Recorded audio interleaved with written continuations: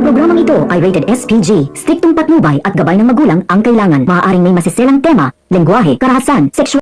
Good afternoon and welcome sa aking munting channel. Kaawa-awa naman itong ang siya Mang Mamarsing ng suburin nga ni si Brino kasama ng kanyang dalawang kasamahan na alalay nga.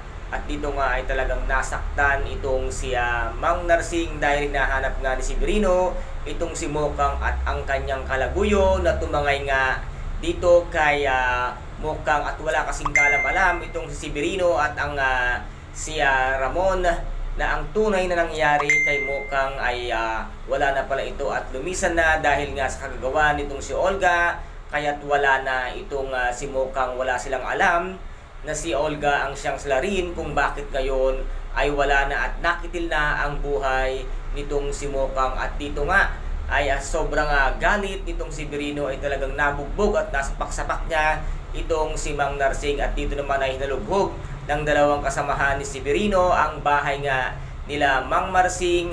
Nandoon pa nga itong si Roda, na galit si Roda na pinagtabuyan sila. At dito naman ay naisip nga itong si Aling Nita napuntahan at magsabi nga sila kay Rigor at humingi sila ng tulong dahil ito nga ay isang pulis na kanilang pwedeng lapitan, kung kaya't agad-agad silang pumunta sa bahay nitong sila Marites at Rigor. At dito nga ay sinabi nila ang nangyari sa kanila at agad din namang lumabas itong ang si David at sinabi nga niya na huwag silang idadamay sa anumang nangyari sa kanila dahil nga ayaw nila lang gulo, dahil ang iniingatan nga itong si David ay yung malaman ni Rigor ang katotohanan na ito pa lang si David ay nagpapanggap bilang isang sitanggol. At dito nga ay hindi inaasahan na makikita ng mga kasamahan ni si Brino itong ang si David at tatawagin nga itong tanggol. At dito nga ay magugulat at mabibigla itong si Rigor kung bakit siya tinawag na tanggol, ano ang dahilan bakit naging tanggol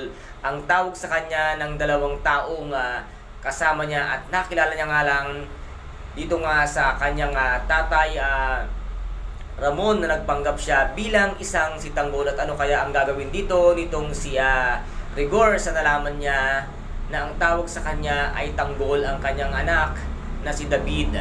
Dito na kaya mabuko at mabuking itong si David ng kanyang tatay Rigor sa kanyang ginagawang kasamaan. Ano kaya ang siyang kanyang gagawin dito ngayon at paano itong ipapaliwanag ni David ngayon sa harapan ng kanyang tatay Rigor. At guys, ito po ang ating pakaabangan dito nga sa tinaguriang pambansang teleserye FPJ ang Batang Quiapo. At kung nagustuhan po ninyo ang aking videos for today, paki-subscribe na lamang po ng aking channel, paki-like and share para maging update kayo sa lahat ng gagawin kong video. Maraming salamat po.